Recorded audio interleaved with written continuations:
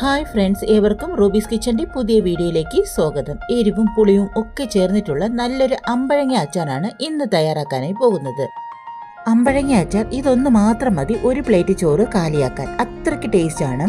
ഇത്രയും രുചികരമായ അച്ചാറിൻ്റെ റെസിപ്പിയിലേക്ക് പോകുന്നതിന് മുന്നേ എപ്പോഴും പറയാറുള്ളത് പോലെ നമ്മുടെ റൂബീസ് കിച്ചൺ ആദ്യമായി കാണുന്നവരും അതുപോലെ തന്നെ ഇതുവരെ സബ്സ്ക്രൈബ് ചെയ്യാത്ത ആരേലുമുണ്ടെങ്കിൽ പ്ലീസ് ഒന്ന് സബ്സ്ക്രൈബ് ചെയ്ത് സപ്പോർട്ട് ചെയ്യാൻ മറന്നു പോകരുതേ.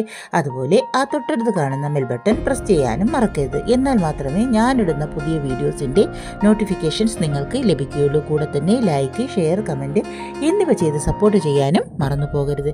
എന്നാൽ പോകാം വീഡിയോയിലേക്ക്.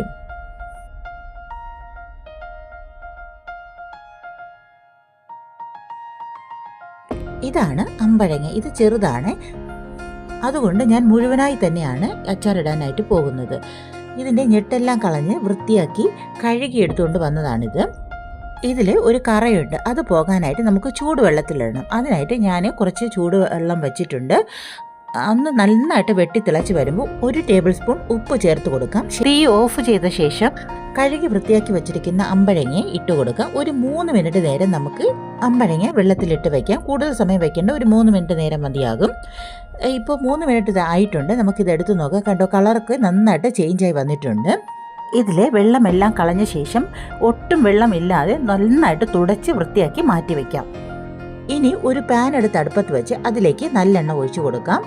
അതൊന്ന് നന്നായി ചൂടായി വരുമ്പോൾ കടുകിട്ട് കൊടുക്കാം. അത് പൊട്ടി വരുമ്പോൾ വെളുത്തുള്ളി ചെറുതായി അരിഞ്ഞത് ചേർത്ത് കൊടുക്കുക. നീളത്തിലാണ് ഞാൻ അരിഞ്ഞെടുത്തിട്ടുള്ളത്. അത് ഒരു 8 അല്ലിയോളമാണ് ഞാൻ എടുത്തിട്ടുള്ളത്. കൂടെ തന്നെ വലിയ കഷ്ണം ഇഞ്ചി ചെറുതായി അരിഞ്ഞതും 2 പച്ചമുളക് ചെറുതായി അരിഞ്ഞതും കൂടി ചേർത്ത് നന്നായിട്ട് വഴറ്റി കൊടുക്കാം. ഒന്ന് കളർ ചേഞ്ച് ആകുന്നത് വരെ നമുക്ക് നന്നായിട്ട് വഴറ്റി കൊടുക്കാം. ഒരു പിടി കറിവേപ്പില കൂടി ആഡ് ചെയ്ത് കൊടുക്കാം. ഇപ്പോൾ നല്ല കളർ ബ്രൗൺ നിറമായി വന്നിട്ടുണ്ട്. ഈ സമയം നമുക്ക് 1/4 ടീസ്പൂൺ മഞ്ഞൾപ്പൊടി, 1 ടേബിൾ സ്പൂൺ മുളക് പൊടി, 1 ടേബിൾ സ്പൂൺ കാശ്മീരി മുളക് പൊടി എന്നിവ ചേർത്ത് പച്ചമണം മാറി വരുന്നവരെ ഒന്ന് വഴറ്റി കൊടുക്കുക. ഈ സമയം തീ സിമ്മിൽ വേണം വയ്ക്കേണ്ടത്. ശേഷം അമ്പഴങ്ങ ഇതിലേക്ക് ചേർത്ത് നന്നായിട്ട് മിക്സ് ചെയ്ത് കൊടുക്കാം. മസാല എല്ലാം ഇതിലേക്ക് നന്നായിട്ട് യോജിക്കുന്ന രീതിയിൽ നമുക്ക് നന്നായിട്ട് മിക്സ് ചെയ്തെടുക്കാം. ശേഷം അല്പം ഉപ്പ് കൂടി ചേർത്ത് കൊടുക്കാം.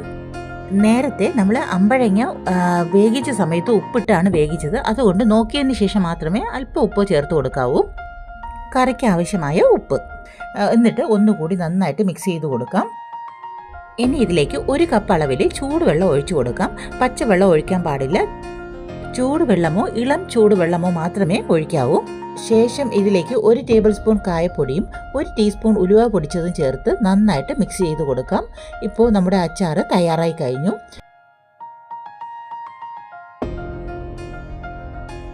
നന്നായി തണുത്ത ശേഷം കുപ്പിയിലോ ഭരണിയിലോ മാറ്റി വയ്ക്കാവുന്നതാണ്. നല്ല കിടിലൻ ടേസ്റ്റിലുള്ള അമ്പഴങ്ങ അച്ചാർ തയ്യാറായി കഴിഞ്ഞു. ഇനി ചോറിൻ്റെ കൂടെയോ അല്ലെങ്കിൽ കഞ്ഞിയുടെ കൂടെയോ ഒക്കെ നമുക്ക് കഴിക്കാവുന്നതാണ്. കഞ്ഞിക്ക് ചോറിനും ഒക്കെ സൂപ്പർ കോമ്പിനേഷനാണ് നമ്മുടെ ഈ അമ്പഴങ്ങ അച്ചാർ. അപ്പോൾ നിങ്ങളും ഇത് ട്രൈ ചെയ്ത് നോക്കുക. അഭിപ്രായങ്ങൾ കമൻറ്റ് രൂപത്തിൽ അറിയിക്കുകയും വേണം. ഇത് നിങ്ങൾക്കറിയാവുന്ന മറ്റുള്ളവരിലേക്ക് കൂടി ഒന്ന് ഷെയർ ചെയ്ത് ഞങ്ങളെ സപ്പോർട്ട് ചെയ്യാനും മറന്നു പോകരുത്. അപ്പോൾ മറ്റൊരു വീഡിയോയുമായി കാണാം. Thanks for watching.